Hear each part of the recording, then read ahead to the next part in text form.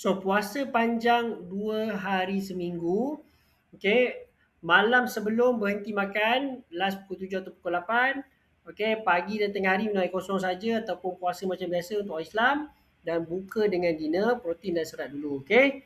So, tadi yang pertama kita dah cerita tentang 3 hari booster, 4 hari biasa.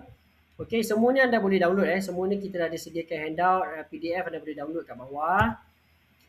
Okey, anda juga boleh buat macam ni. 2 minggu buat, seminggu rehat. Maksudnya 2 minggu yang anda puasa dan seminggu tu rehat.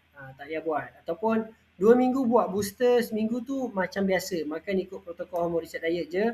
Supaya badan kita tak terlalu adapt dan kita tak berlaku macam diet ekstrim yang mana kita punya BMR kita drop, kita punya muscle drop, ataupun kita punya berat turun terlalu ekstrim kita tak nak macam tu. Okay. Dan juga siapa yang patut elak puasa ni? Yang pertama, orang yang makan ubat diabetes atau insulin, you kena consult doktor.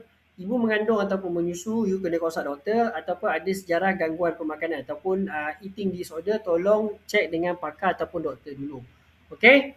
So tolong, kalau anda ada masalah ni, pergi cek doktor dulu. Tapi kalau anda normal, tak ada masalah, tak ada makan ubat diabetes atau insulin, anda bukannya ibu mengandung ataupun menyusu, ataupun anda tidak pernah ada sejarah gangguan makanan, you boleh follow macam biasa.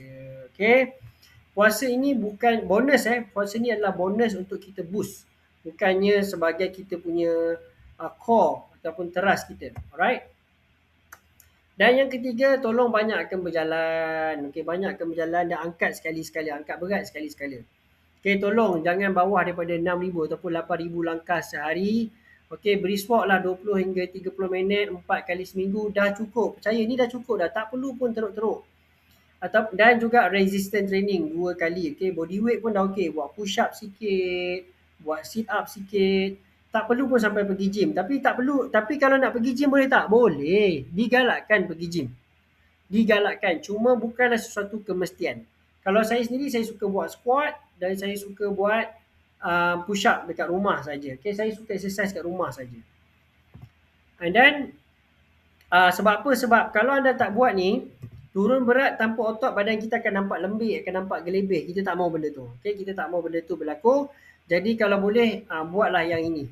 Okay, resistance training buat 2 kali seminggu. Ataupun buat angkat berat, ataupun pergi, ataupun buat push up, buat pull up, buat squat ni, buatlah 2 kali seminggu. Yang lain tu brisk walk cukup, ataupun slow jog dah cukup. 4 kali seminggu. Okay, clear?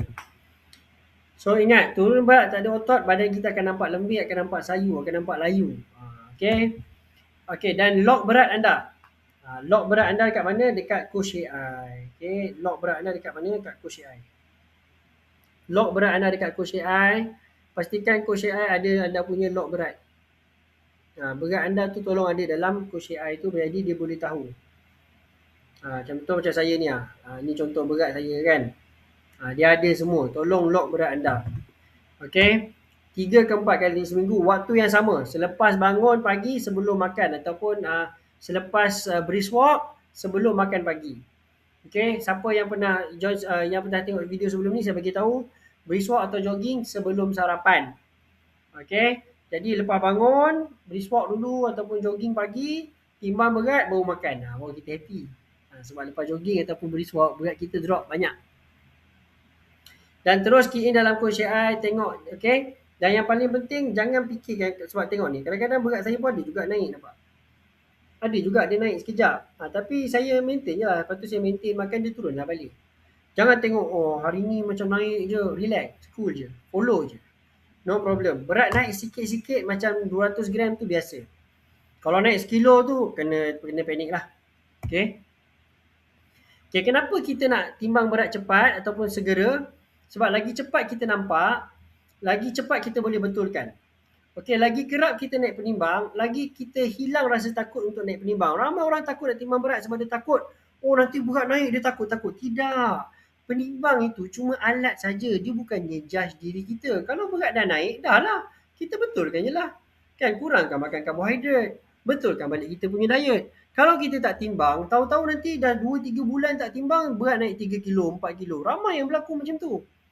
Sedangkan kalau kita tahu awal berat kita naik 200 gram, kita boleh adjust. berat kita naik 500 gram, senang naik adjust. Tapi kalau dah naik 3 kilo, 4 kilo, dah susah naik adjust. Sebab tu saya cakap, timbang berat ni ataupun log berat anda 3 ke 4 kali seminggu. Supaya nampak masalah awal, kita betulkan cepat, betulkan segera. Clear? Okay.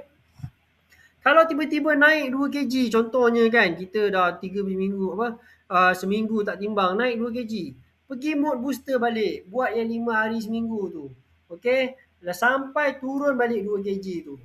Boleh? So that's why lagi cepat you timbang. Kalau you segera timbang, sebenarnya takkan berlaku naik 2 kg ni. Kalau timbang 3-4 kali seminggu. Orang yang naik 2 kg ni biasanya skip timbang 2 minggu. Skip timbang 3 minggu. So that's why jangan takut dengan penimbang. Lagi kerap kita timbang, lagi hilang rasa takut, lagi kita faham badan kita. Kita akan tahu, oh semalam aku makan ni akan naik. Semalam aku makan ni akan naik. Semalam aku tidur lambat dia akan naik. Lagi you cepat you boleh repair benda tu. Okay? So ramai orang gagal diet bukannya sebab dia tak tahu benda ni semua ataupun tak ada ilmu ke tidak. Mereka ni tak sedar apa yang mereka makan. Okay, mereka ni banyak tak sedar apa yang mereka makan. Okay, diorang ni bukannya tak tahu dah. Tapi anda makan dalam keadaan tidak sedar. Main belasah je makan. Asal orang hulur je makan. Asal nampak je beli makan. Tak faham. Okay, yang selalu kita terlupa apa? Biskut petang. Biskut saya kata tak boleh. Okay, kuah. Saya dah kata lah jangan makan kuah. Kuah ni tinggi kalori. Air manis waktu meeting. Nak buat apa minum air manis tu? Saya selalu cakap ada orang paksa kau ke minum. Kau yang pergi ambil minum. Tak payah. Biasanya meeting kalau ada air manis. Minta air mineral. Minta air suam. Minta air kosong. Boleh. Tak ada siapa marah. Minta je. Cakap je saya memang tak minum air manis. Orang akan faham. Okay? Dan juga sisa makanan orang lain. Saya selalu pun sama dulu. Tewas dengan anak-anak, dengan isteri.